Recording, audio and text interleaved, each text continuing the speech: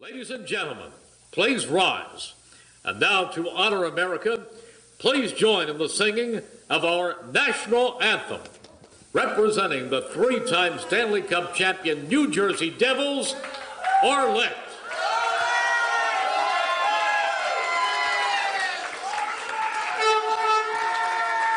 I feel like I'm at a game. Oh my gosh.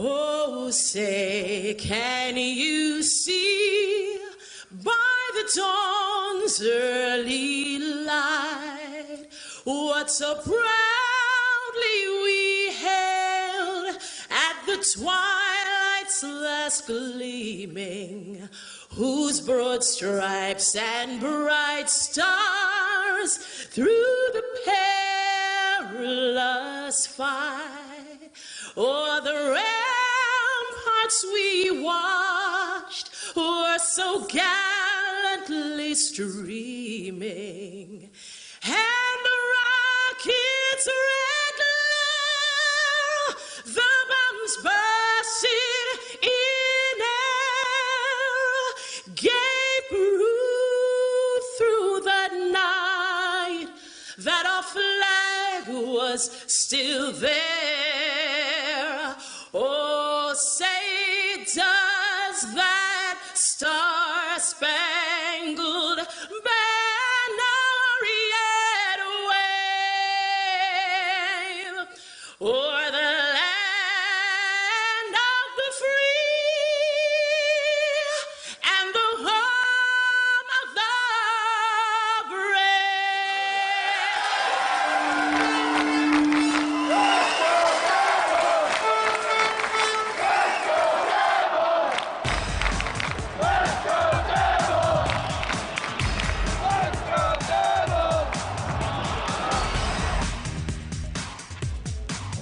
Hey, Sam, I got to tell you, I do a lot of hockey, and I do a lot of podcasts and everything, and you guys have one of the best podcasts anywhere. It's knowledgeable, it's fun, and you do it right. So thank you for your time and for having me on the show.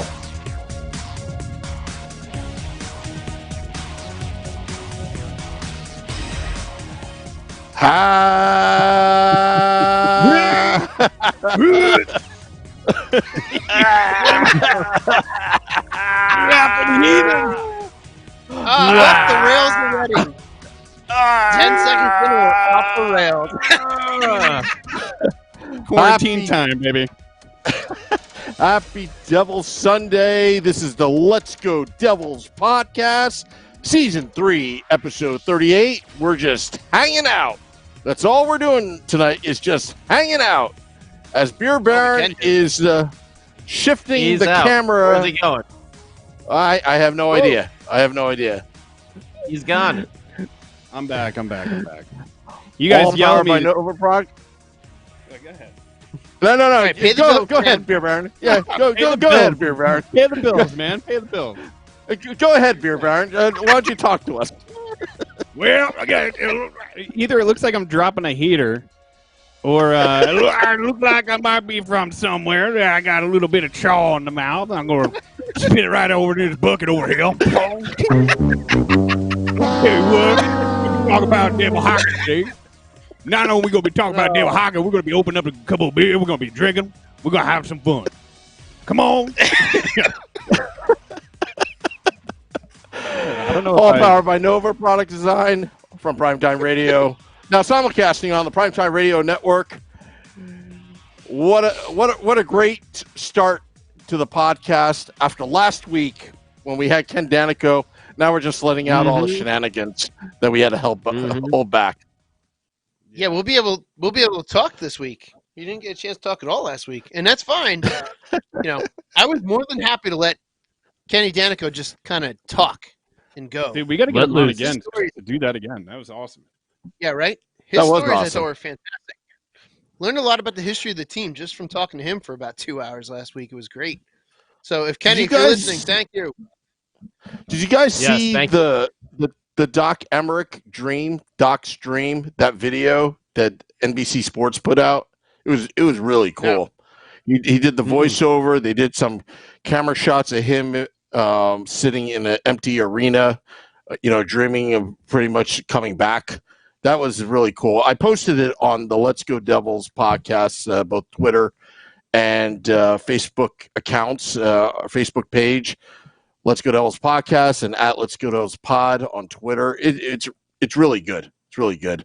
But you can watch it after the podcast anyway. Yeah, that's what we're gonna have to do.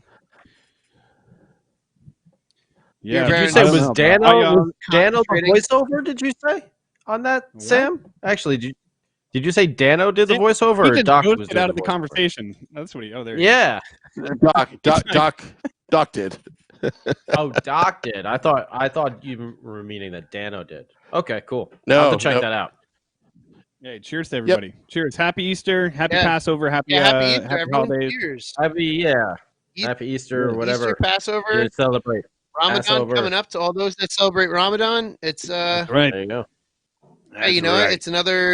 It's week 4 or 5 in quarantine. I can't remember at this point. I think it's going into week 5. Is it going into Yeah. week 5 or Something week like 4? Either way, it's going into week fun. I think it's week 5. And I can tell you, tomorrow is day hungover. Stupidest thing I've ever said. Yeah, it's going into week fun, friends, and I've lost my mind. And when you're home and working and you have children, and you say, Oh. I read something the other day that it was like, nothing beats staring at the ceiling, especially when it's mandated by the state. And I'm like sitting there thinking about all this stuff. I'm like, I have to stay home because the state told me to. Yep. But, hey, at least I fired up the other day. I fired up my my Retro Pi and I played a little NHL '94. And I can't. You know what? It's so funny because like as a kid, I remember every single game that came out every year. It was like, man, look at the graphics on this. Oh my god, they're 3-dimensional. Holy cow, as kids say. And Yeah. I still think NHL like 94 to 96 was probably one of the best stretches of any video game. Madden too, because Madden around that time was a beautiful thing. Well, the Blades of Steel. Oh wait.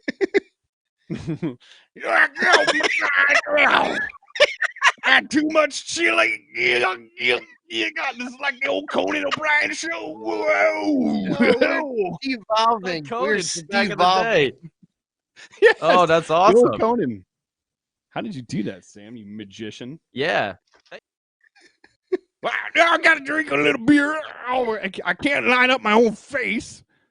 Sam, we're gonna lose the crowd if we keep doing this.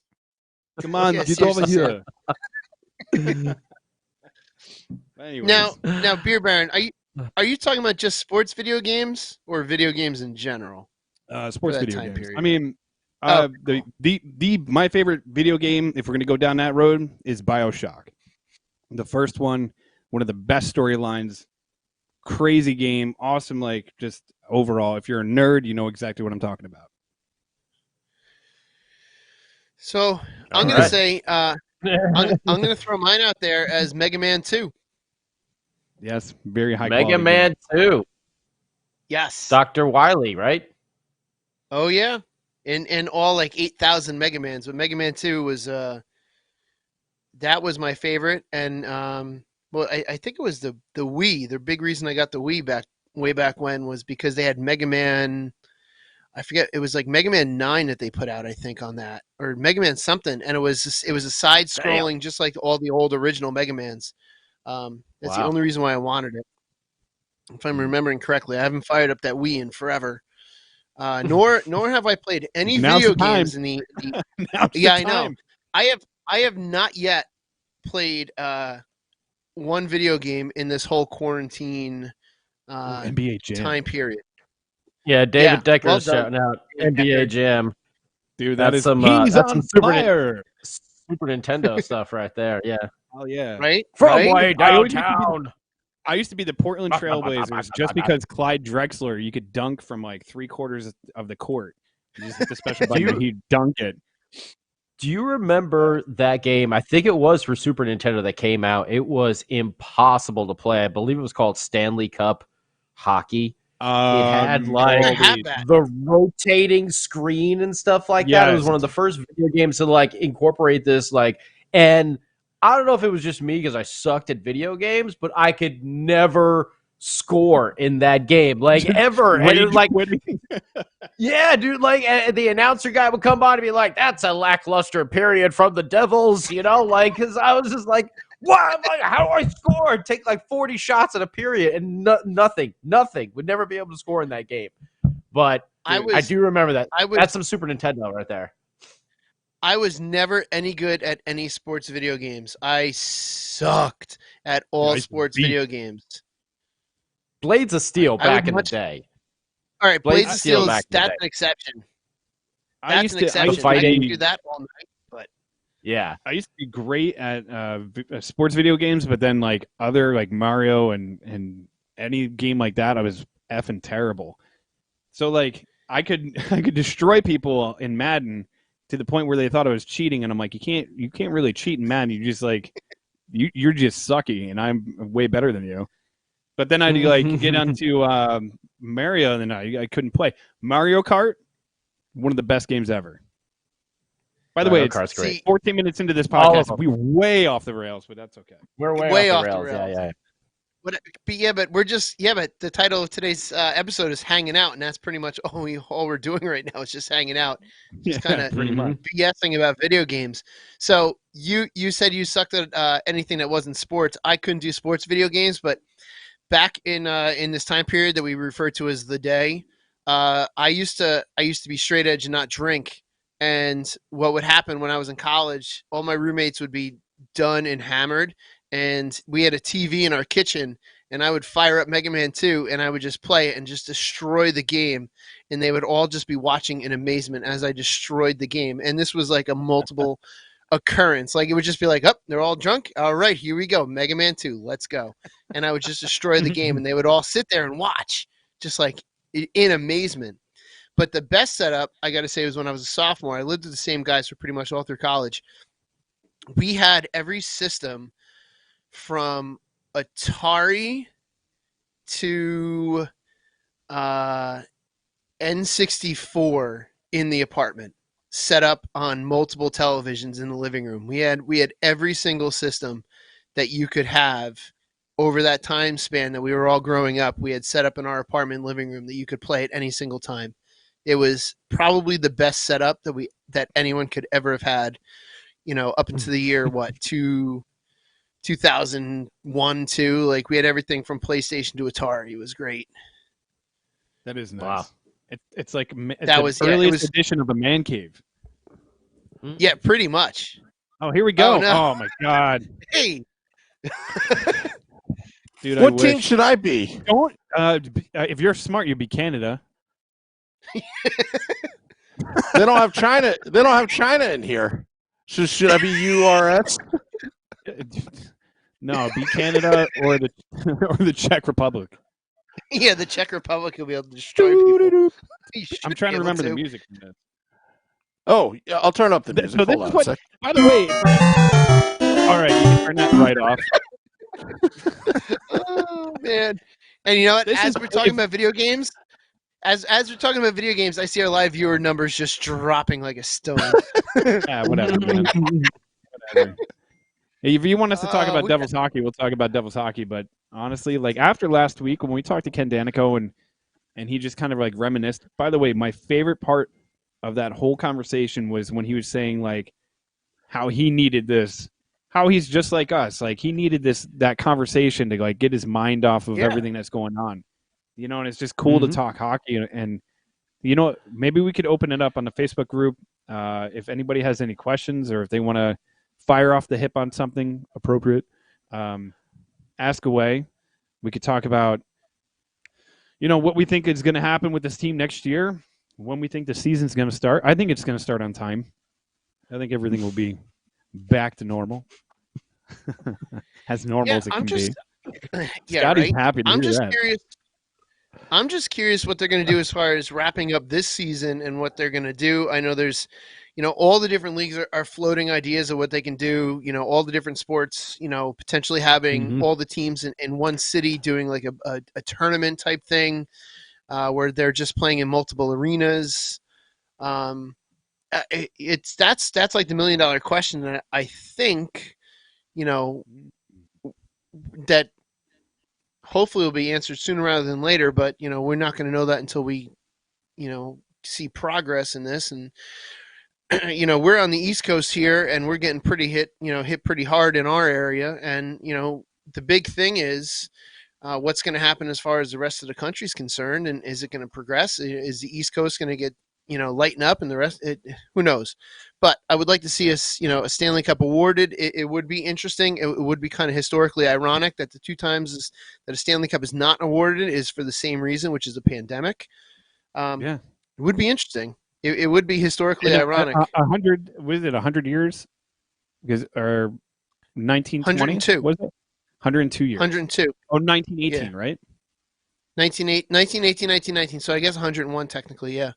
Yeah. And it was that one is even worse because if you look at the history of it, it was in Game 5, and they vacated the series in Game 5 and just said, nope, no one's going to win, and that's it. Yeah.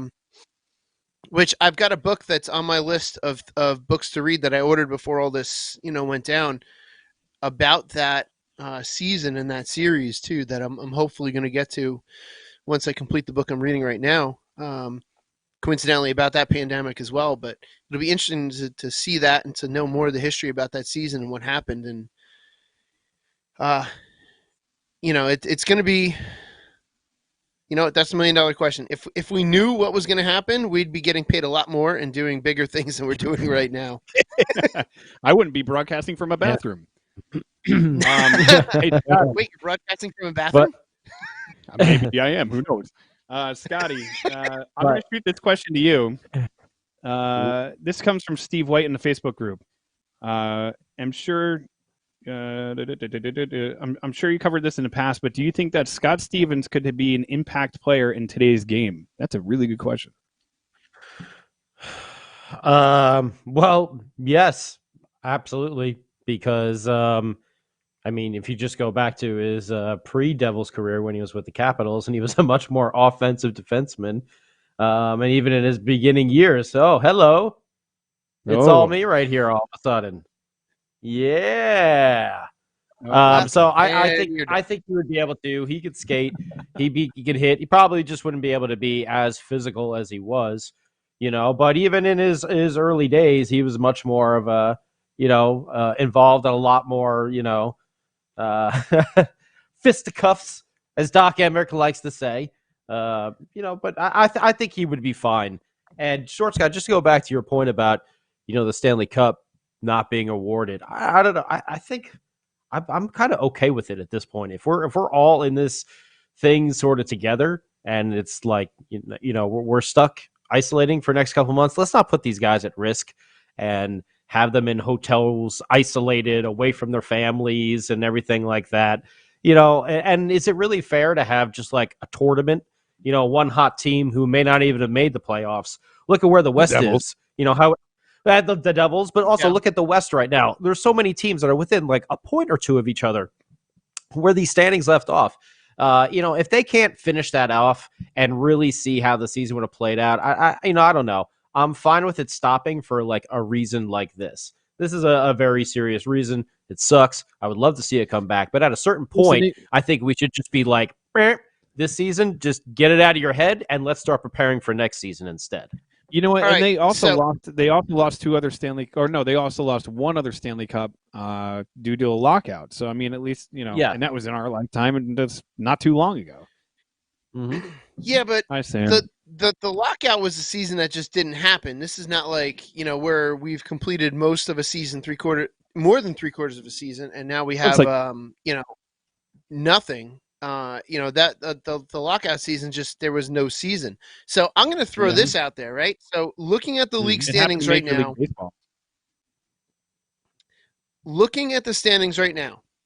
Boston is technically first right now in the league for 100 points.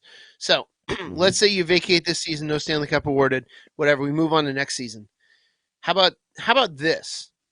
If Boston is not the first place team in the league at the end of the season, do you maybe do some kind of a weird one-off Super Cup between Boston and whoever finishes first in the league next year?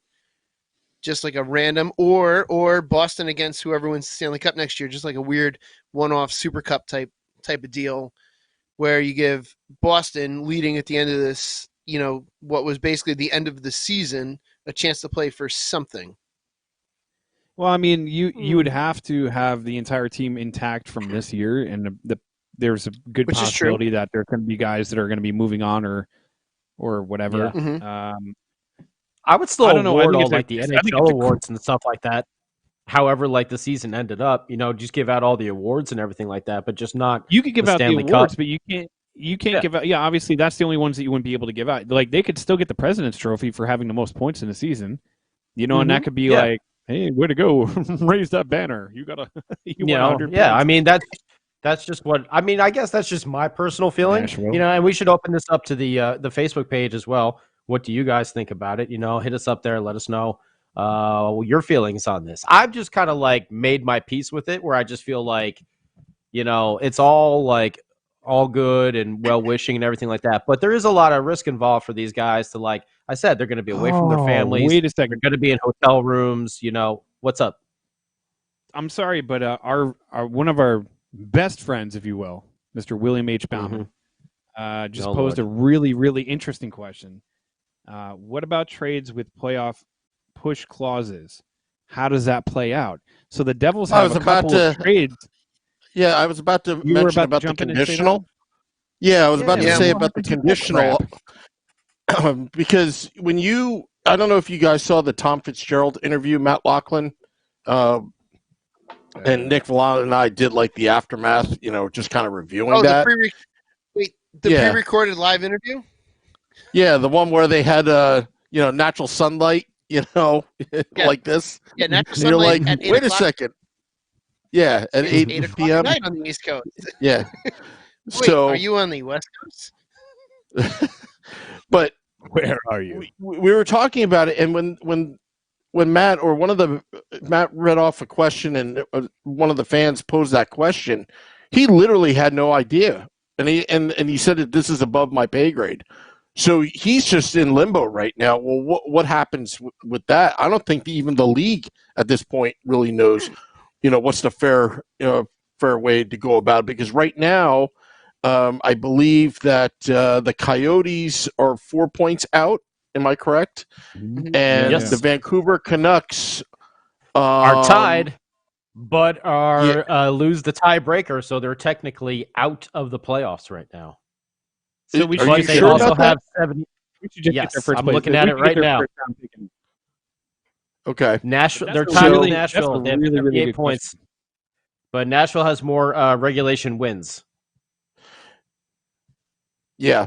So, everything is debatable. I mean, had the Devils finished off the season, who knows? Because they were on a tear all through February. Mackenzie Blackwood, in that Jesper sense, Bratt. was that a blessing?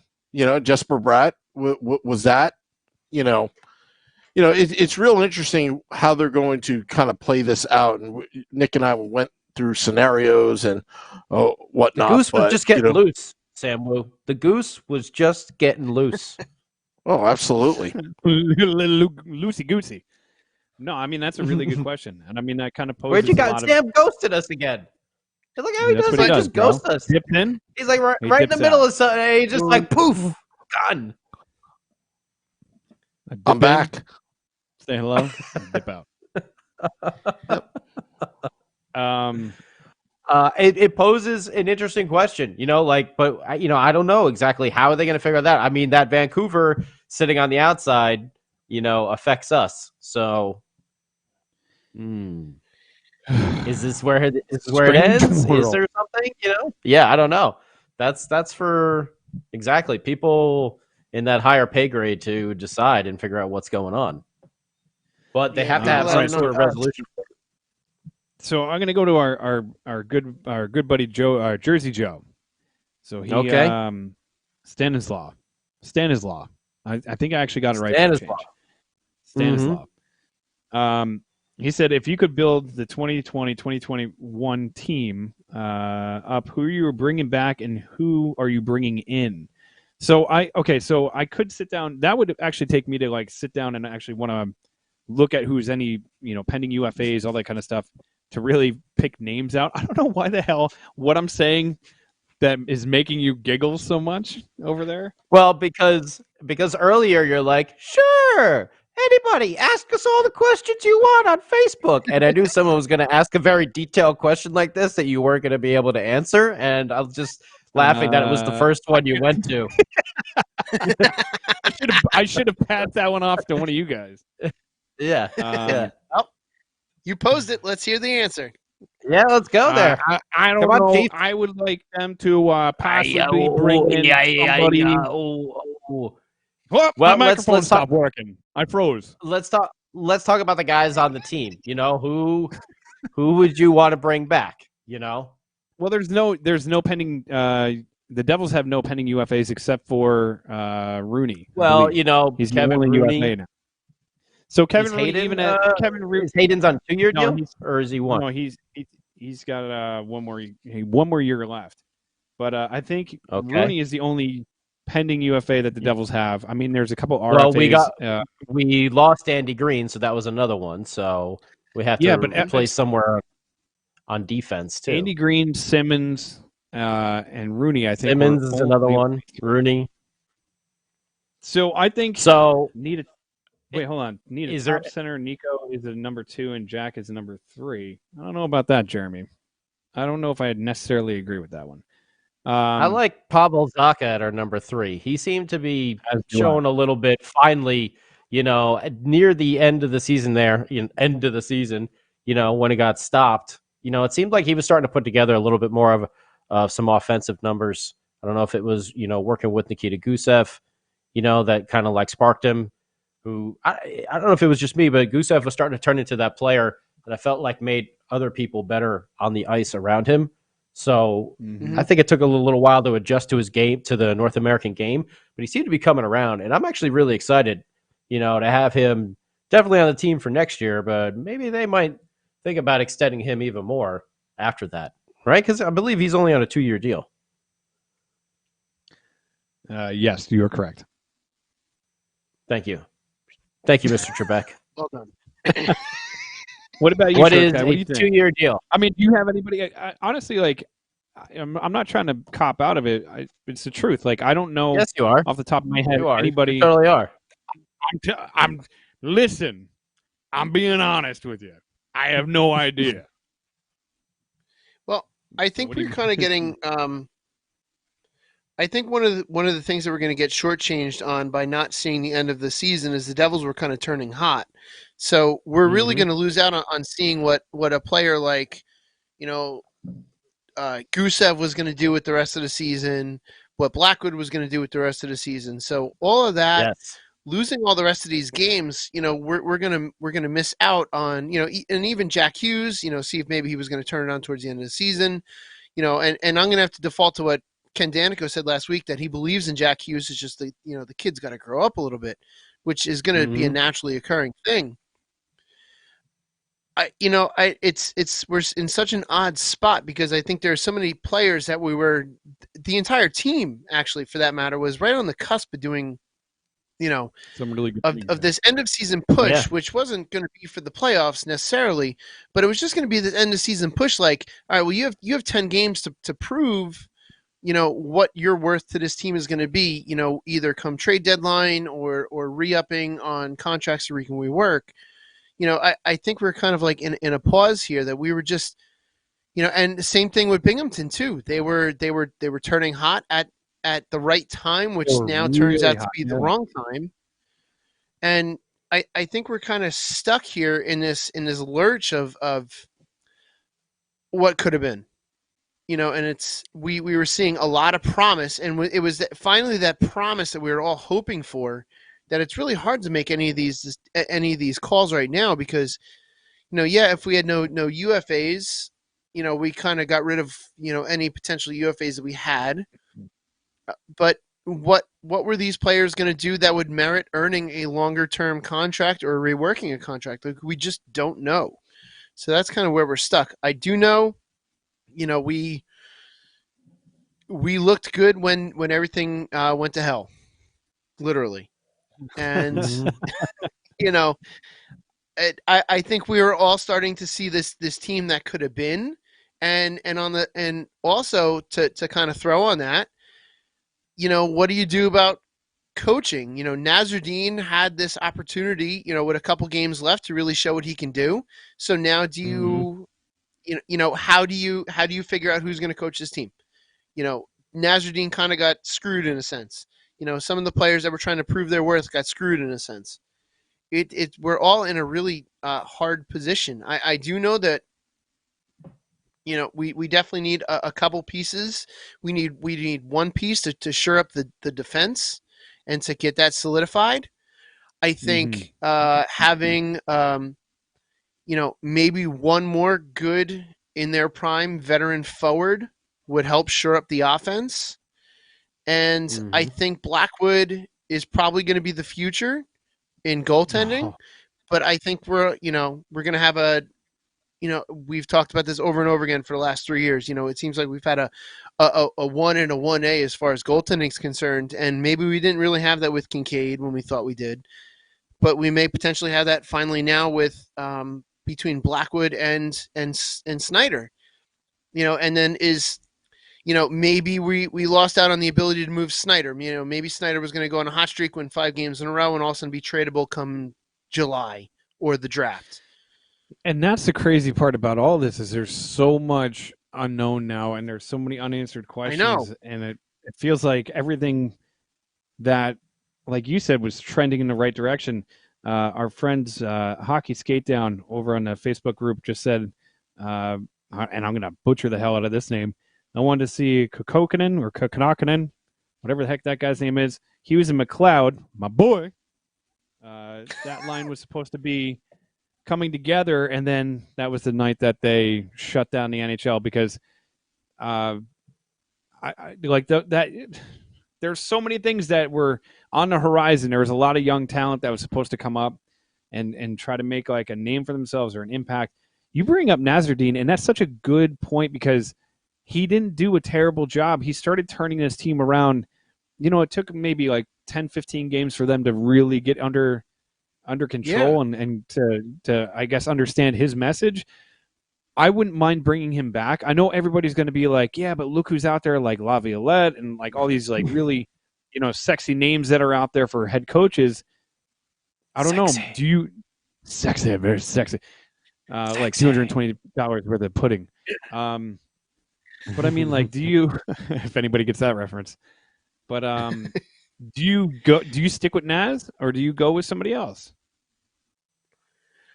And that's the unknown question. And really, I don't think if things are going to trend the way they were going, I don't think we would have seen the litany of tryout players coming from Binghamton, with Binghamton making that big playoff push. There was no way that they were going to bring players up while Binghamton had the chance for success. And I also think, and I know I caught some grief for this the last time I said it, but I'm going to say it again. I think with the Devils potentially not making the playoffs, which we were definitely trending, not making the playoffs, having the ability to send down some of our top younger guys to Binghamton to get playoff experience had Binghamton made the playoffs.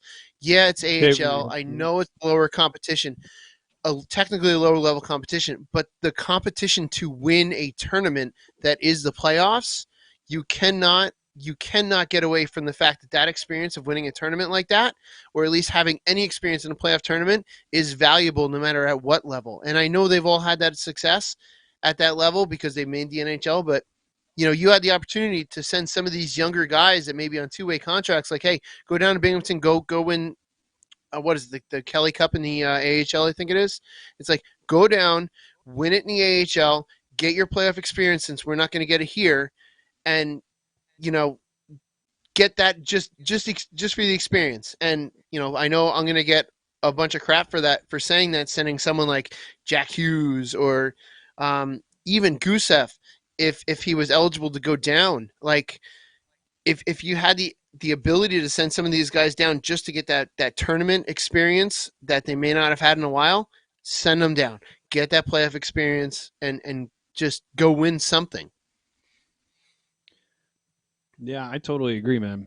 And I mean, that's like you said, it's a valuable asset to get these guys experience, and it just sucks. Like all in all, like I don't want to like sit here and harp on the negatives about like what we missed out on and like the what ifs and the what ifs. I guess there's a lot of questions that a lot of people are going to have to answer to, regarding, if they vacate the rest of the season. I know the answer to this, I think, but I'm going to just say, if you have a 2-year contract, does this count as a year? Even though they like vacated the last portion of the season, are they counting that as a year against a player's contract? So is this going to be like 1 year off of Gusev's 2-year deal? I'm going to say yes because I think that's the answer, but yeah, yeah. I'm going to say yes, but at the same time, if they're going to have to be very careful with any decisions that they make like that, because that's just going to be open for challenges in court. Like if they make a decision that they're not in complete agreement with the player union on, player association, you're going to see lawsuit after lawsuit, and that's unfortunately could make things really messy going forward. It just it's going to be weird.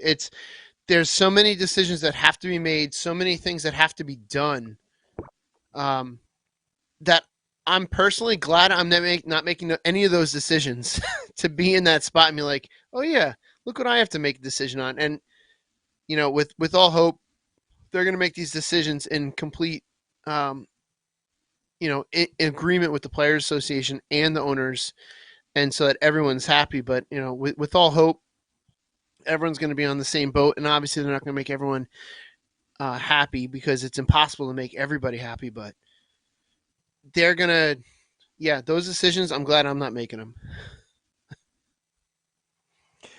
It would be interesting to be a fly on the wall, though, for those meetings. That's for damn sure. Oh yeah, there's so many variables to think about too. Just when you're going through all this stuff, just what we were talking about before. Then all of a sudden thinking about all the playoff ramifications if none of the playoffs go through, and all these conditional picks and everything like that. There's just so many different things that can trickle down that have to be thought out, and it's just, whew.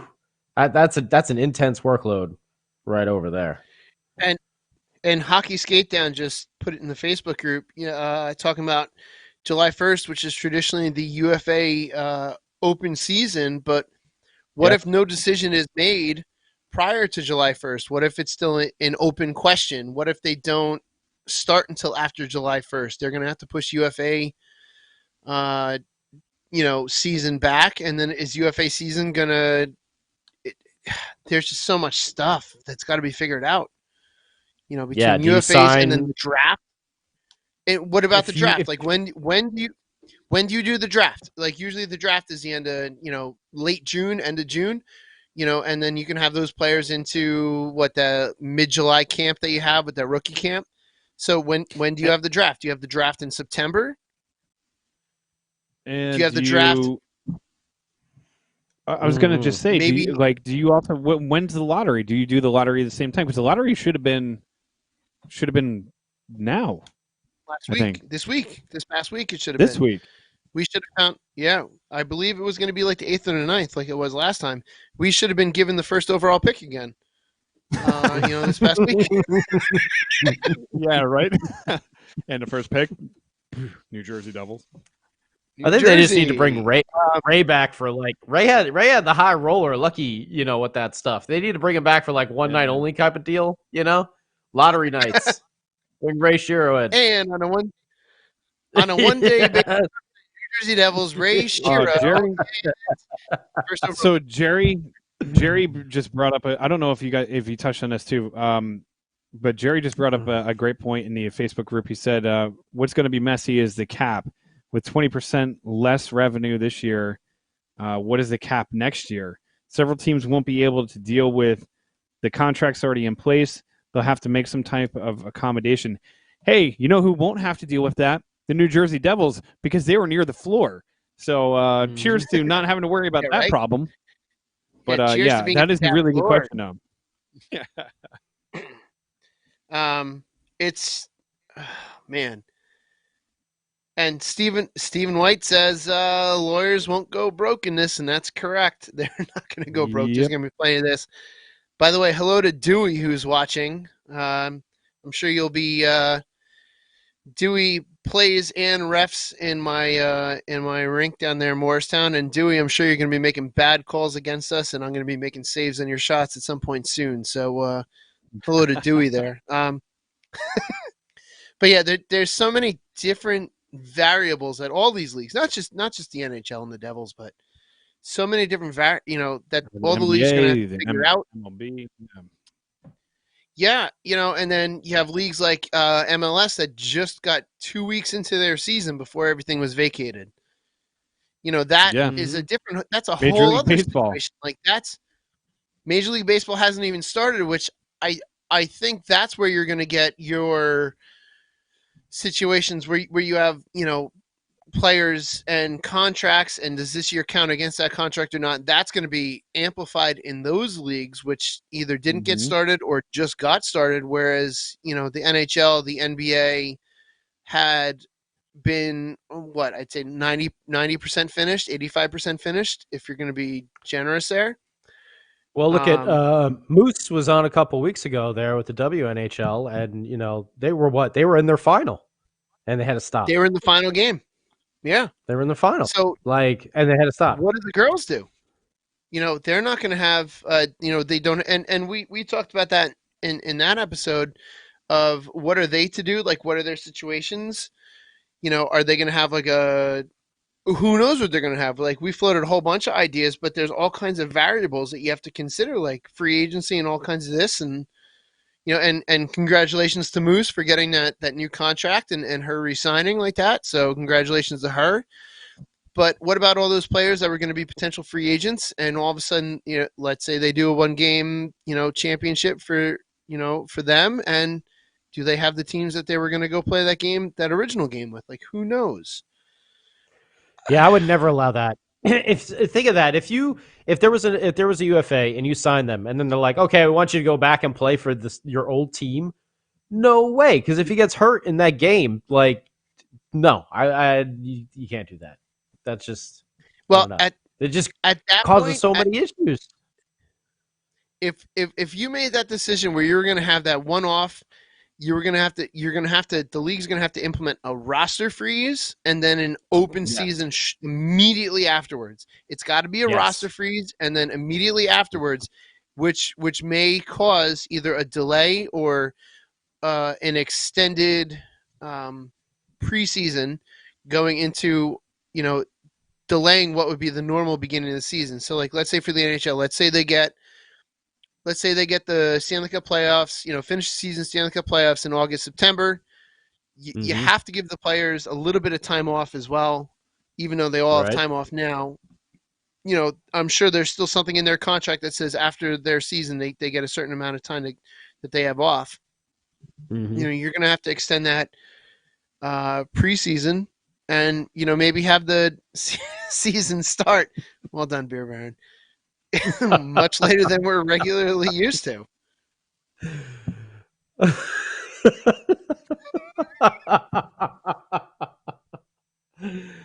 sounds like I'm sitting next to like a jet engine, but it's just a boiler.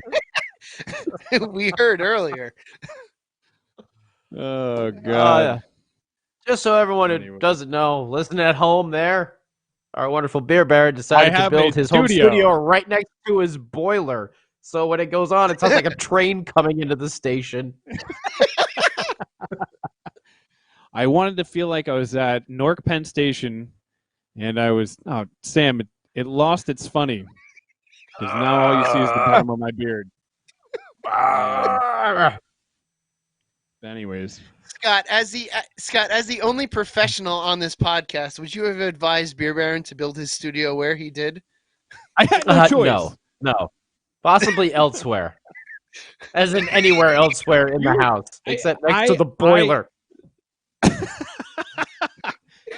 Hey, every time someone wants to turn on the water, this happens. Yeah, exactly. My father-in-law's taking a deuce right next to me. Anyways, True story. True story. but It's like that scene in National Lampoon's. It's like that scene in National Lampoon's Christmas Vacation where Cousin Eddie talks about every time the wife turns on the microwave, he loses his mind. Oh, yeah. Every time you rev up the microwave, I piss my pants and forget who I was for a half hour. Welcome to my world. Oh my god, that movie is so good. What was it, like 30 years old this year? Something like that? Yeah, listen. I think it had its 30th anniversary. I saw, what did I see? There was something else that was like, this has been out for 25 years. I'm like, oh my god. Like, you realize, like, when the Devils won the cup, and that's almost 20 years ago, the last time they won a cup. Mm-hmm. That's scary. That's Wow. real Very scary. scary. It goes real quick. Let me tell you what, my young friends, it goes quick. It's almost been 10 years since we've been in the cup.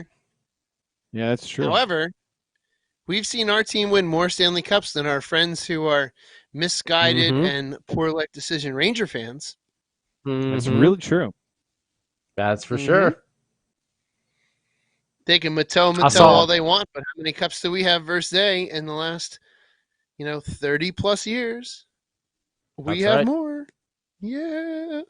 And their king has no cup. That's right. Hey, here's a question for any Devils fan, okay? And I know the answer is going to be no. And the answer would be like, well, I don't want them to win a cup ever. Would you be somewhat, I don't know, I wouldn't want to use the word pleased, but would you be amused if the Rangers unfortunately won a cup? Nope. No amusement in Rangers winning the cup. Not on the team? Yeah, no. Uh-oh. No. Did we freeze on Facebook? Is it frozen on Facebook? Yeah, because you started talking about the Rangers. So that's why. Yeah. Good job. You know what I would do? You know what I would celebrate? You know what I would celebrate? If Henrik Lundqvist won the cup with anybody else but the Rangers, I would celebrate his cup victory. Yeah, that would be a Lundqvist Cup victory. If it was with would you buy any other jersey team but the Rangers, you get like a backup. Would what you is it buy like? like Backup the Tampa Bay Lightning Lundqvist jersey or something like that? if he won the cup and it wasn't a Ranger, you know what? I probably would just to screw with any Ranger fan friends that I had. Like, hey, look at my Stanley Cup Championship Lundqvist jersey as a, I don't know, Winnipeg Jet. Like, yeah, it would be. He would be. Would be great. He would be good. He'd be a good pickup for a team on a run though that needs like a goaltender like that insurance. Maybe someone with a young goaltender. I mean, yeah, and hey, I would probably sell. If he wins it, good for him. And especially as a goaltender, like if he wasn't a Ranger, I would like him a lot more because he is a very skilled goaltender. But because he wears that jersey, he's completely tainted, and I completely dislike anything about the guy. He's done well in the Olympics. He's done well in the Olympics with Sweden, and he's won, and he's a fantastic goaltender. But not only because he's a Ranger, but because he's also a Bauer goalie. I hate Bauer goalie gear. I just can't stand Bauer goalie gear because he wears it as a Ranger. But if he was not a Ranger, I would probably like him kind of like I like someone like Pekka Rinne. Like, I like the guy as a goalie. He's very good. He's a very skilled goaltender. I just can't like him because he's a Ranger. Even Mike Richter is one of the best goaltenders that the United States has ever produced. I will give him that credit. However, what is he overall? A Ranger goaltender. And I cannot stand it. And really what I was hoping for was that I was really hoping for Lundqvist's brother was going to win a Stanley Cup and he would never. That's what I was hoping for. when his brother was in the league for like 3 seasons or 4 seasons. I was like, wouldn't that be great? His brother won a cup as like a scrub and he couldn't win it at all.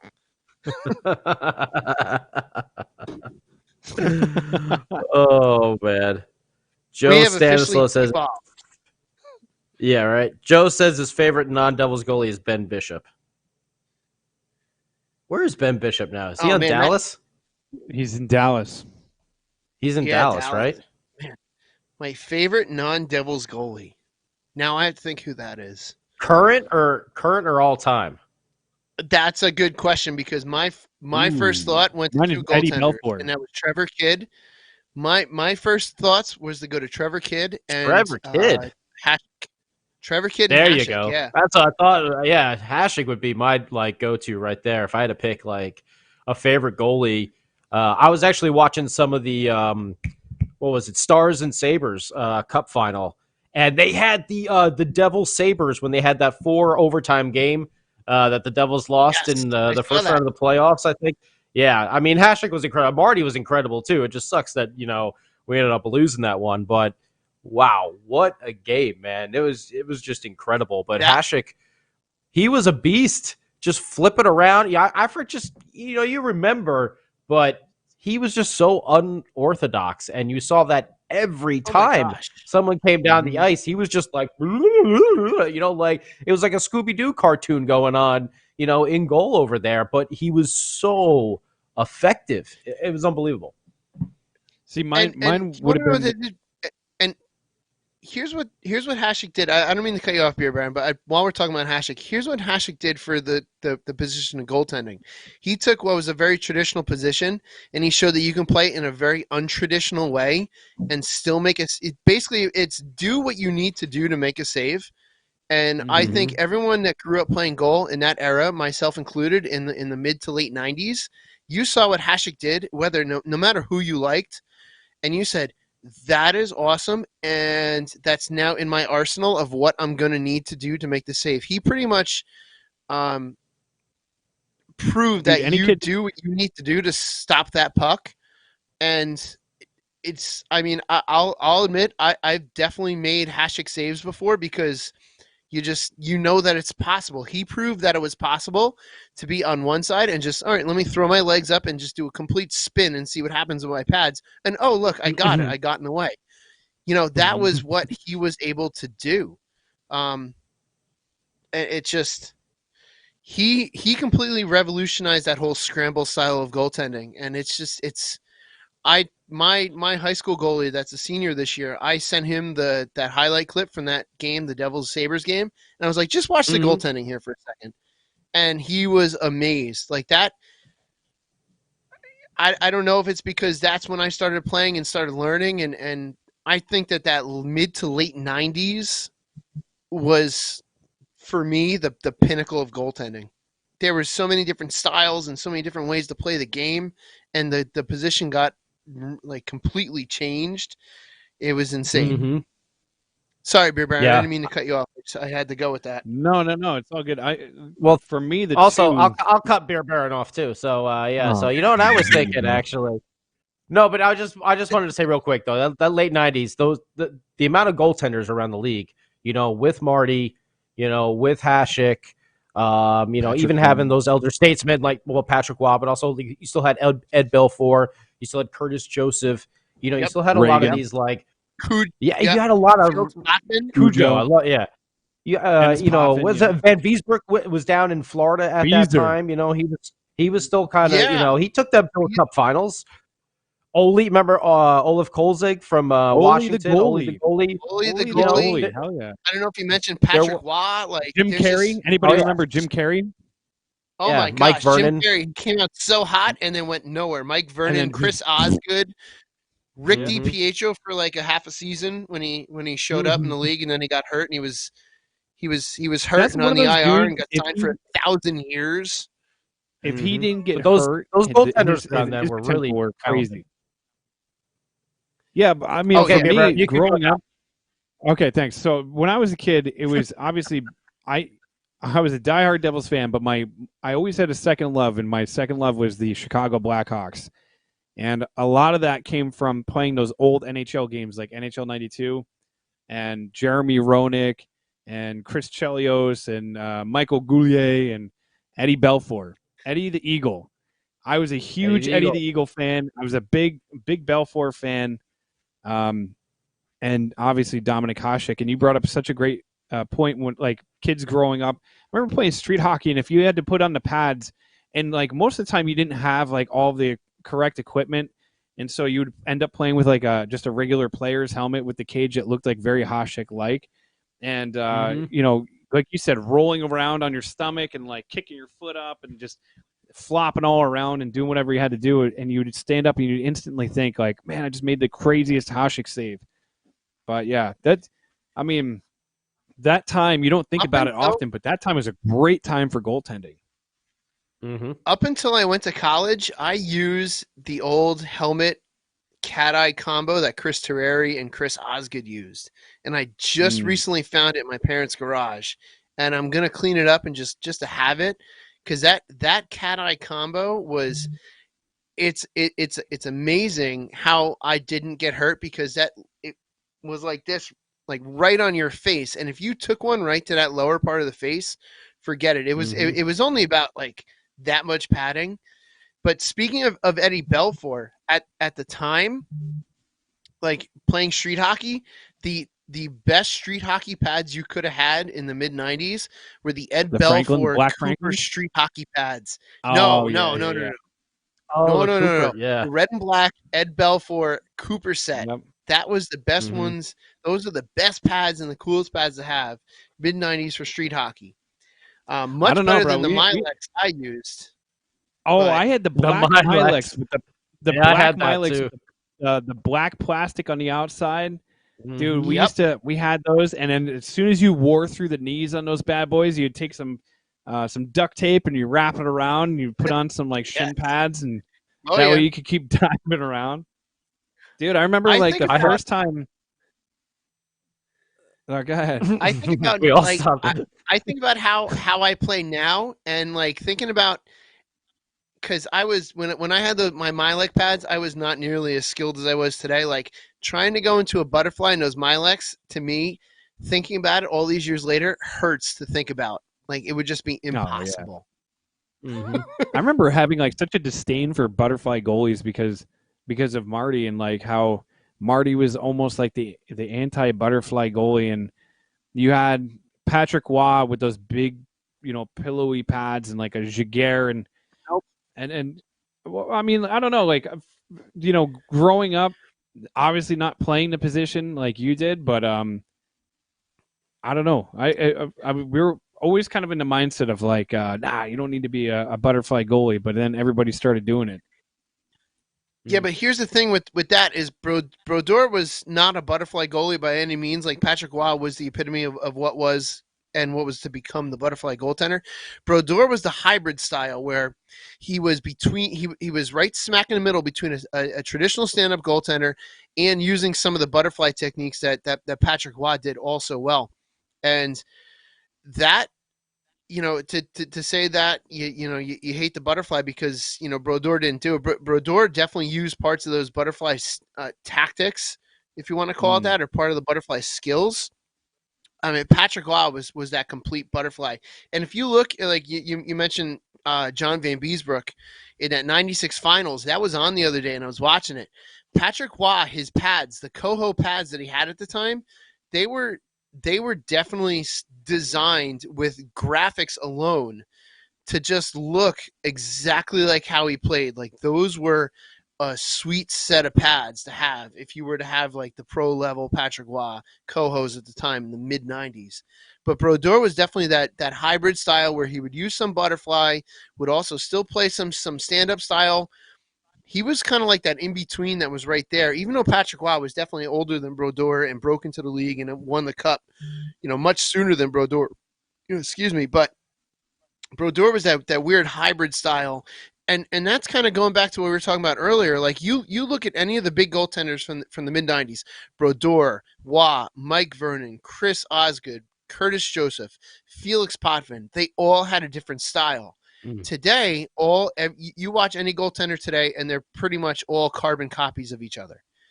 Where in the mid to late 90s, so what do you attribute that to? What do you attribute that to? Like, not to cut you off, but there used to be, you're 100% right, there used to be such a difference in between like styles of goaltending, and now it seems to be like there is one set? Like, what do you think changed that forced everybody to start doing it the same way? I think the emphasis on the coaching of the position completely changed and got much more serious. I think prior,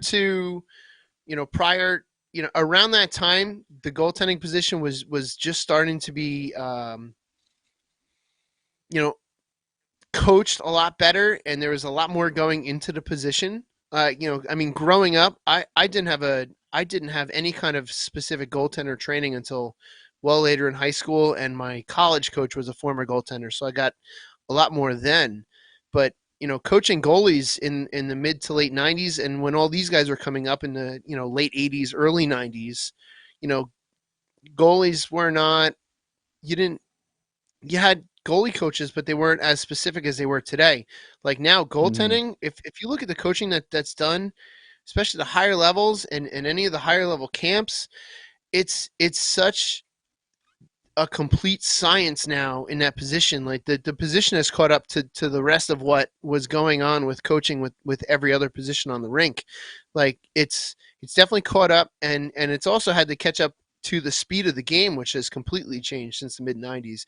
You watch any of those mid-90 playoff games, and it looks slow compared to today.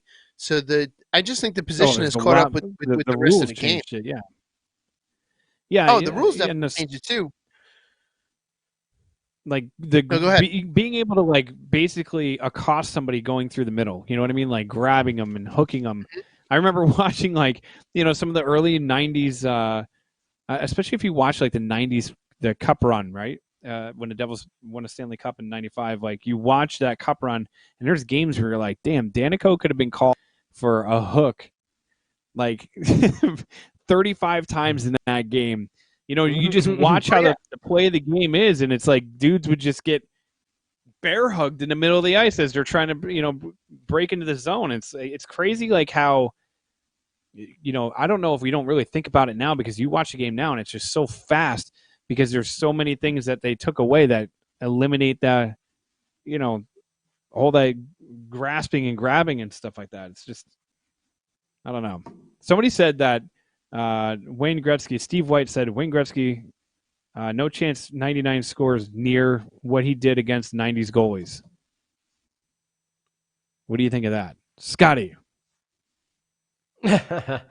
Well, I mean, yeah, I think that competition got a little better, but, if Wayne was in his prime in the 90s, I'd still say he'd be pretty powerful force to be reckoned with. That's for sure. Glasses. My name is not Glasses. So some of those, Thanks. although you know what, I gotta say Glasses. Some of those highlights Glasses just nailed it. I just saw that. 4 eyes.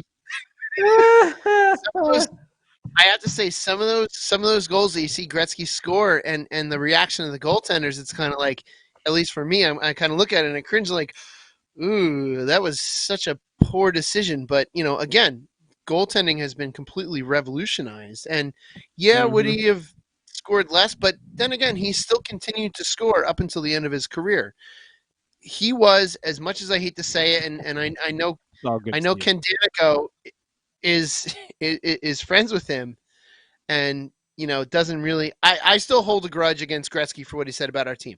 But bottom line is this: I think Gretzky was a good enough player to adapt, to find those holes, to put the puck in the net. I think he would have been patient enough to, and honestly, Gretzky's game in our current our current game where clutching and grabbing has gone away. I think Gretzky would have absolutely been able to thrive. He would have been like McDavid. Would have been like Crosby. I think he would have been able to thrive in this game where there's no clutching and grabbing, and where he didn't have to have someone like Esa Tikkanen kind of plowing the road for him in order to score. But I definitely think he would have done well in our current game, and I think he was good enough to find that hole and to score. Got to find that hole and score. Always got to find the hole. Got to find the hole. Except for me. I want to plug the hole. My goal is to plug the hole. Plug the hole. It works the same way. It worries them. But honestly, I think one of the Sam Blues, save us now. I think one of the funniest things in the world is is the music playing in the background. That's here it is. all right. Oh, and then it's gone. Thanks, Sam. So, anyways, as we're talking about mid-90s hockey, so somebody brought up the question, if the Devils did not get rid of Peter Sikora and they kept the Arnott, Sikora, Elias line together, do you think that line would have generated more offense and propelled the Devils to winning more cups if they had kept that core together from that 2000 run? Scotty, what do you think? Well, I mean, it depends. They had a really good run, obviously, in 2001. I still think that 2001 team is the best team that they've ever had. The one that lost to Colorado. Just front to bottom, they were just such a They were such a dominant force too, and that year, Elias, I think, had 40 or 41 goals. Sikora had like 36 or 37. Arnott had the high 20s. And then on the second line, Alexander O'Ginley had like 46 or something like that. Like, they really had a 1-2 punch. And, Gomez was still on the team then. Gomez and McGinley, he put big old Jim McKenzie out there to protect them and kind of clear the way back then for them, to go out and do their thing. Oh, man. You could argue it both ways, but look at this. The Devils won the Cup in 2003 without, Arnott and Sikora. And they ended up playing against Sikora because he was on the Ducks, and it was the guy they traded for, Jeff Friesen. That was a big reason they got through that playoff run that year. Having just recently rewatched all that stuff during this pandemic year, him scoring the goal against Ottawa.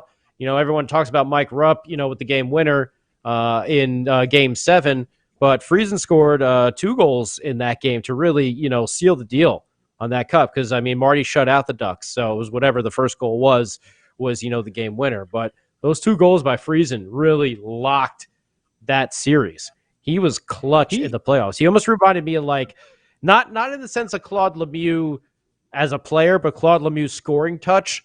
It seemed like Claude sometimes would just kind of linger there in the regular season, and as soon as the playoffs came, he would just kick it into like another gear, and he would just be able to light it up. And I felt like Jeff Friesen had that other gear as well. So I don't know. I don't know if you could say that. That line could have got stale after a couple of years, Lou obviously thought that the A line was becoming more important than the Devils as a team. I know that's what he said. One of the reasons why he wanted to break the line up, because he felt they were becoming bigger than the team itself. And when Lou thinks that, good luck convincing him the other way. That's the way he's going to be. So, you could argue that. But you could also argue that they won a cup without those players as well. And Joe Nieuwendyk made some good contributions, was a great leader for his short time on the team. And Arnott eventually, and Peter Sikora eventually came back as well. Sikora came back for the cup run in 2012, didn't he? Yes, he was on that team. So wait, a quick question to you guys. So we talked about goaltenders that we really love and outside of Brodeur, what is the one player that you wish the Devils would have gotten that they never got? Mine would be Jeremy Roenick. There was right before, I think it was either right before he went to the Flyers or right before he went to Arizona. I forget which one it was, but there was a really strong rumor that Lamoriello was pushing pretty hard for him, and he had the utmost respect for Lou. And apparently, and I could be wrong about this, but apparently in an interview, Roenick said that he came pretty close to actually signing with the Devils. I think it was when he ended up going to Philadelphia. But that is one dude I wish the Devils would have gotten that would have been realistic. Obviously people will be like, well, Connor McDavid. I'm like, no, realistically, somebody that they could have ascertained in some kind of deal where, free agency. Sam Wu. I thought everyone always wanted the Miroslav Satan, so you could have the Satan jersey for the Devils. Yes. And give him number 6. And give him number 6. Yeah. Sam Wu, I knew you're I up. was going to say. Well, you actually took my answer, so now I have to think of another player. Oh. Circle steals the square. Ha ha ha, Sam Wu. I wish we would have re-signed Ken Klee. We're right here. Klee fence. Yeah, I was going to say, remember the year of the Klee fence? Man, we No, lost. the Klee fence. Mhm. There was a lot of alcohol in that parking lot that year. Yep, Klee fence. Well, How about you, I short had guy? an idea. I had an idea up until Beer Baron said through free agency. Well, you could change it to whatever you want. I don't give no rules. I was going to say, Pandemic time. and it's pandemic. And I still think about what a difference it would have been had if the Devils were able to draft Mario Lemieux over Kirk Muller. Yeah, but I agree. Kurt Muller wasn't that much. Well, never mind. I got a good one. I got a good one. What would have happened in 2003 if the fax machine worked and we got Rob Niedermeyer? Would that have kept Scott in New Jersey? Ooh. Yes, it would have, because that's his whole reason for going to Anaheim was to play with his brother. Yeah, and I mean, I know a lot of people kind of were like, "Well, Rob came to New Jersey and played in New Jersey for a little while. Why didn't Scott come back?" Because at that point, Scott Niedermeyer was locked into a contract and was basically like, I might as well finish this out and just call it a career. So it wasn't like it. But at the time in 2003, I think that would have made a huge difference. I 100% think he would have stayed here longer term. Isn't that how the legend goes, that the fax machine didn't work and they got it at 3:02 p.m. Eastern? It was supposed to be by 3, and it just missed out on him. I have to go back to to that story. But I mean, the Devils did win in 2003, but that just set up for the 2004 season, and then the lockout, and then suddenly Scott Niedermayer's gone.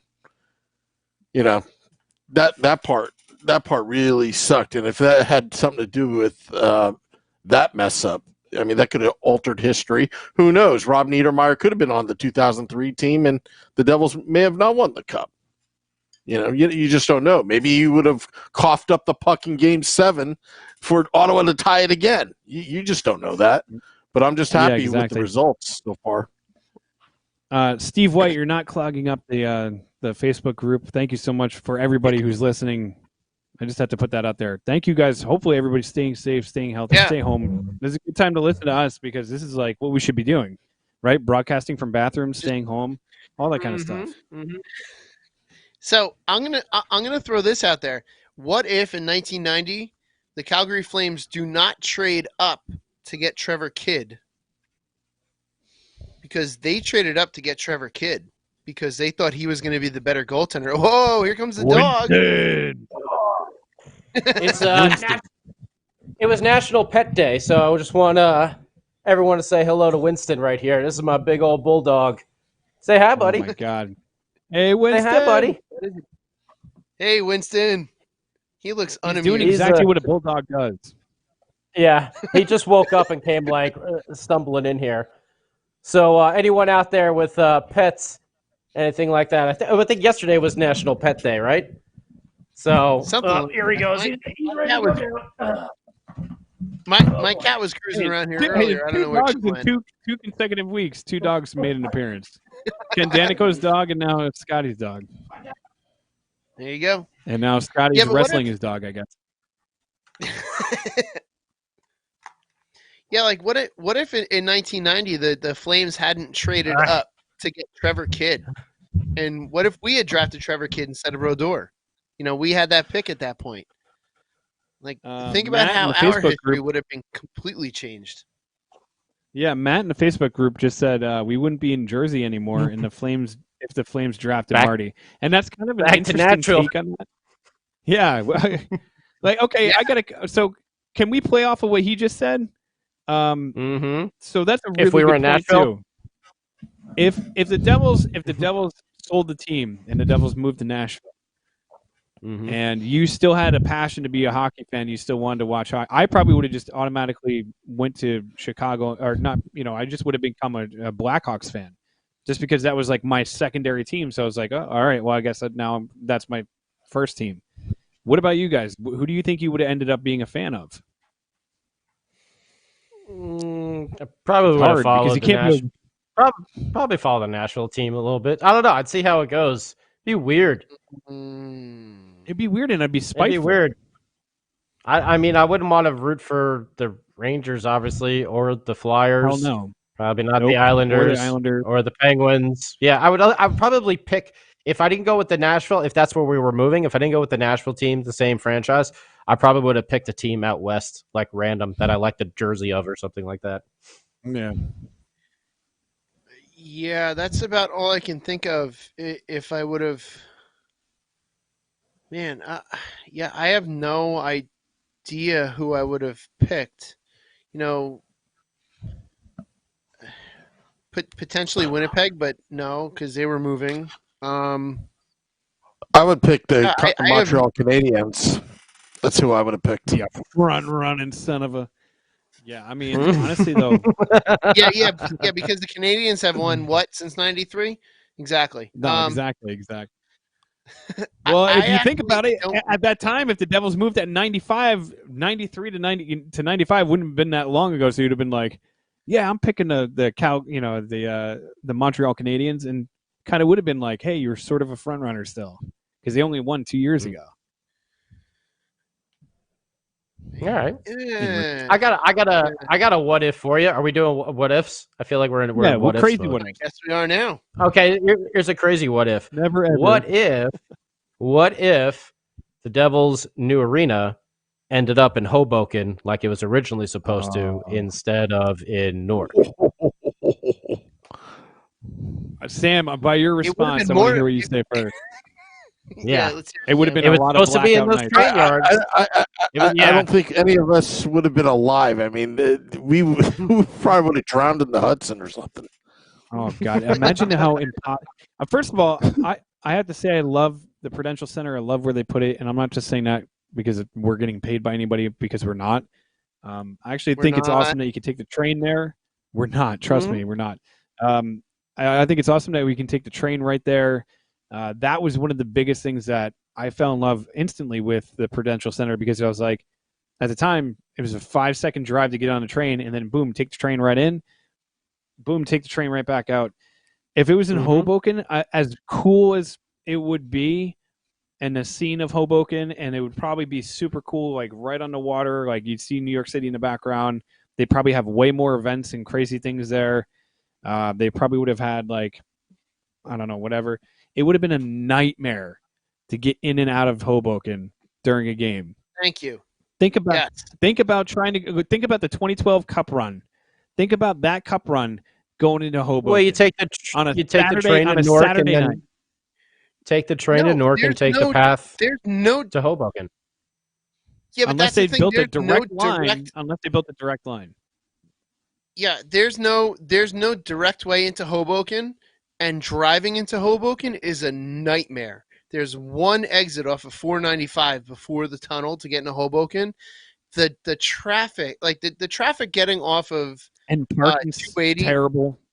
Oh my, parking is impossible in Hoboken. Like just going to Maxwell. And God forbid you're a minute over your meter. You would have had to take the path. You would have had to take the path, really. I mean, that's which would have been a logistical nightmare. Like it's just Hoboken was, unless they were going to revamp and put a direct. Yeah, unless they were going to revamp it and you had they did something to change going into Hoboken. Oh, Matt said that train's directly going to trains to Hoboken directly. Oh boy, shows how much we commute. Well, to Hoboken. Yeah, but see here's so. Scotty lives in California. How the hell is he? I don't even live here. I don't even live here anymore. I used to live there. I lived there for like 10 years. I'm going to say this. Living from way up in North Jersey in Sussex County, getting to Hoboken, it sucks. Getting into Hoboken sucks. Trains might go there directly, But for me to get a train anywhere, it takes me 35 minutes to get to a train to get anywhere. So What was the deal? No. Why did it get scuttled by not going into Hoboken? Oh no! Hey, first of all, thank you, Matt, for working for. I guess you work for NJ Transit, but thank you for doing that. And if you're still working, thank you for doing seriously. that too. Yeah, and by the way, Um, Matt, please be safe while you're working. Yes. Please be safe. Yes, you know, and thank you for We getting should say everyone that where they to- need to get. Yeah, we should say that to all the people that are still out there working hard every single day during this. Whether it is on the trains or people just delivering packages and stuff. UPS and, Yeah. and Amazon and stuff Working in a like that. Or in So grocery stores. grocery stores, so- yeah. Big horns up to everybody. Everyone that's still working right now to keep life going. The Let's Go Devils podcast and all four of us thank you immensely Mhm. for keeping Yeah, life seriously. going, for keeping life somewhat normal.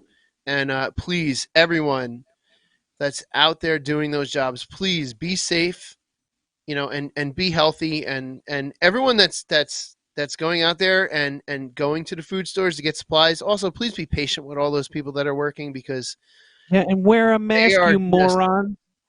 Wear Yeah, a mask please. and gloves. These people that walk around like nothing's going on, it like drives me insane.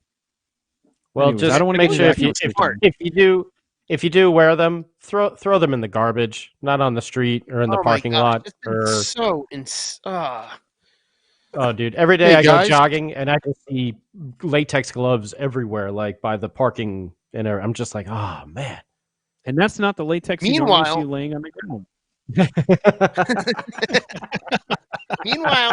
Meanwhile, 6 months ago, everyone was complaining about straws going into the ocean, yet they got no problem Yeah. throwing latex gloves on the street that are going to flow Yeah. into the waterways anyway, that are doing just Yeah. as much damage as a balloon. So it's like, just Yeah. be smart.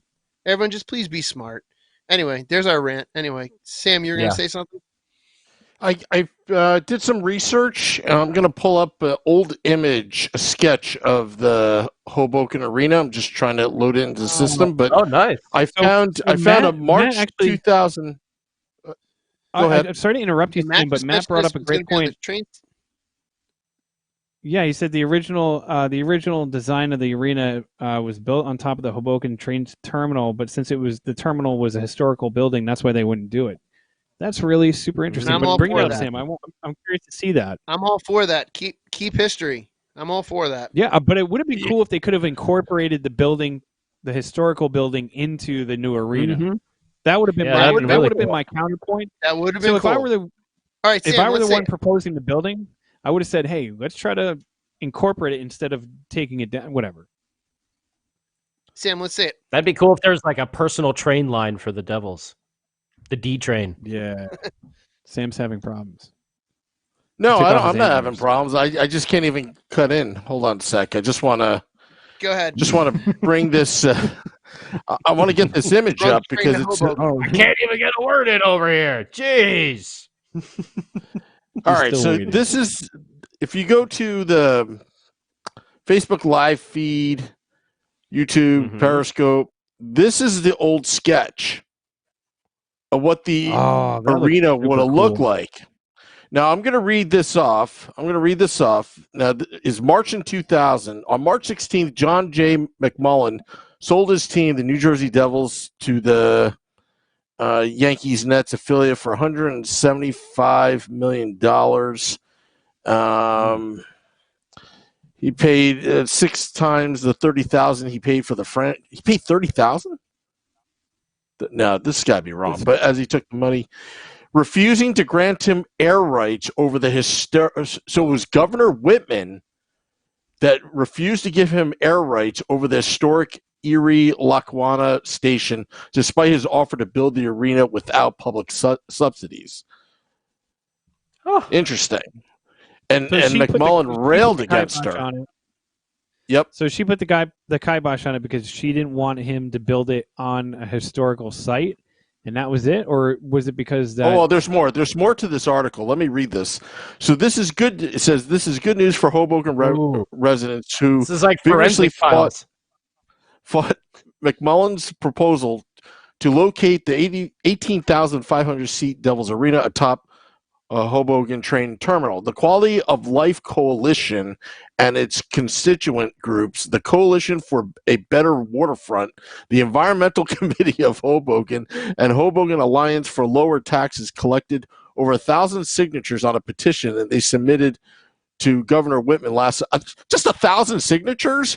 Jesus, that's all you need. That's all you need. These groups also. Yeah, these groups also sparked a campaign that resulted in scores of letters and emails sent to the governor's office complaining of the serious degradation of Hoboken's quality of life that would result from such a facility. But by last September, Hoboken mayor prohibiting sitting of the arena at the Hoboken terminal. Interesting. Dude, that's a lot of like posturing and bullying and like, well, you can't build it here because it's I guarantee you, if it went through, every single one of those people that signed the petition would have been like, man, I'm really glad they did this because the economy has taken a huge boost. Everything around the arena would have been boosted up. I mean, I don't know. I don't know if what they said they were going to build it in an old train yard, if that train yard is being used, or if they ended up building something on top of that train yard since then. I think I that wonder train if is still there. Matt would know if that station is still there. But yeah, you know what? Erie Lackawanna Station. But think about that. Like getting in and out of Hoboken on a game day would have been a nightmare. Oh yeah. They would have had to have done. Going into Hoboken just for something small like a show to find a parking space was horrendous without paying an arm and a leg. There is no parking in Hoboken, so I could only imagine like with the density of what's in Hoboken, the wholesale changes that would have had to have been done to Hoboken in order to have that arena with that influx of people there. It may not have worked.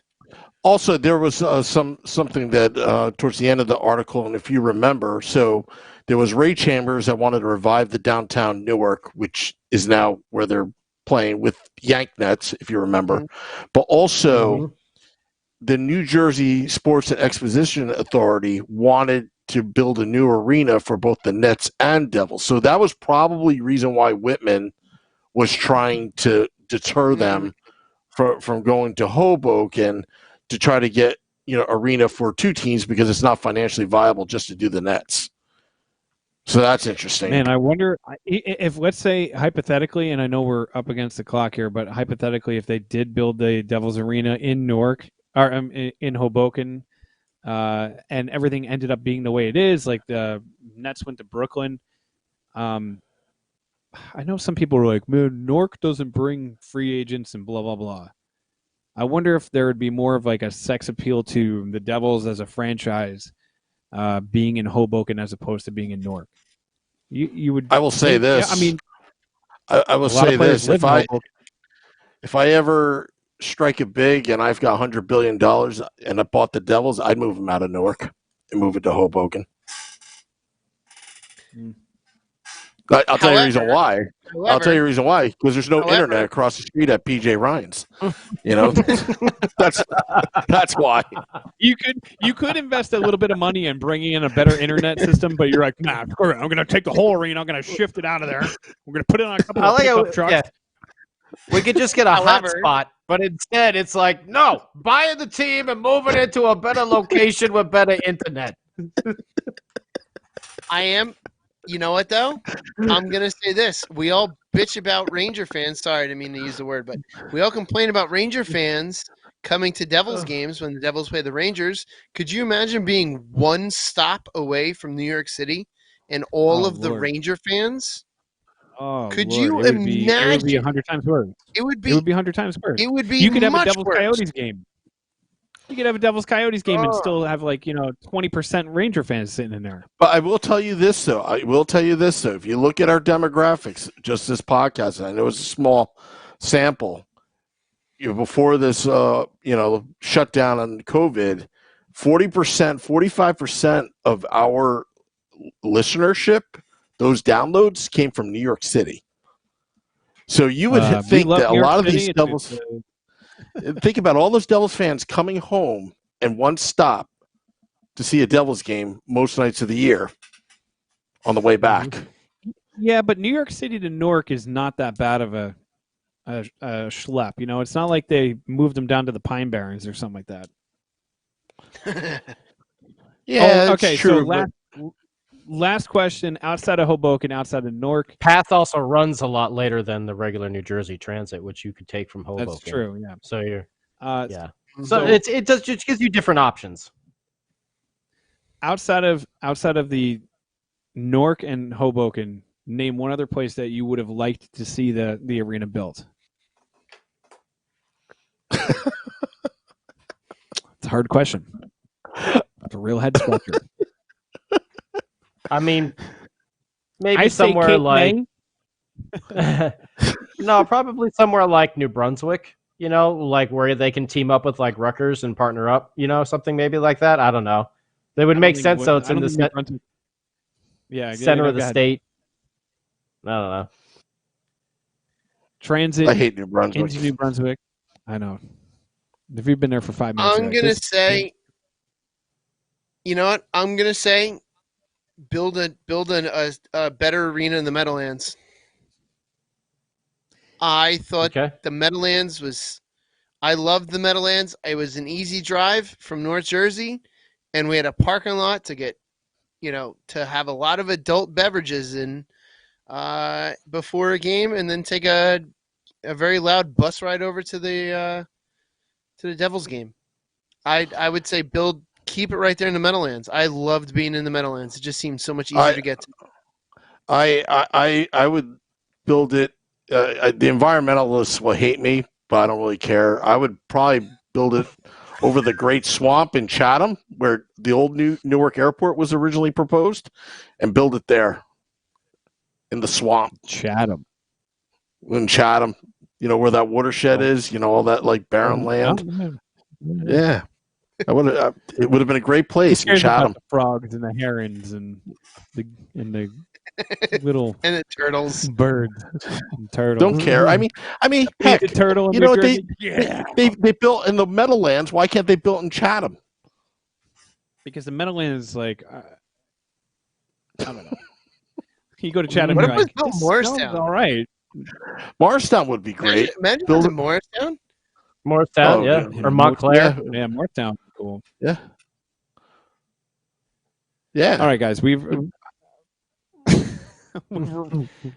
proposing building an arena in Morristown. I think it's yeah. Wrap up. It's safe to say. Just hanging out. Seems finally. like we've hit a roadblock.